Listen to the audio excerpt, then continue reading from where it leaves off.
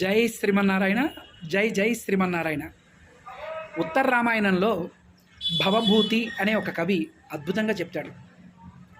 రామాయణం ఒక అద్భుతమైనటువంటి గ్రంథం. మానవ జాతికి ఇది ఒక దీపం. చీకట్లో వెళ్తున్న వ్యక్తికి వెళ్ళగలడా? ఎక్కడికైనా వెళ్ళలేడు. దీపం వెరీ వెరీ ఇంపార్టెంట్. అలాగే రామాయణం, శ్రీరామాయణం మానవ జాతికి అది ఒక అద్భుతమైనటువంటి దీపం. రామాయణాన్ని మనం రోజు కొంచెమైనా చదువుతూ ఉంటే తెలుస్తూ ఉంటుంది. మనందరికీ కథ తెలుసు, కానీ లోపలికి వెళుతూ ఉంటే ఎన్నెన్నో ఆనిముత్యాలు లాంటి విషయాలు ఉంటూ ఉంటాయి. సరే, మాకు చదవడానికి టైం లేదండి, వెరీ బిజీ అండి అని అనుకుంటున్నారా? ఓకే, మన పూజా మందిరంలో చక్కగా ఒక మంచి వస్త్రం వేసి దాని మీద మన రామాయణం పుస్తకం పెట్టి ఒక పుష్పం వేస్తే చాలు.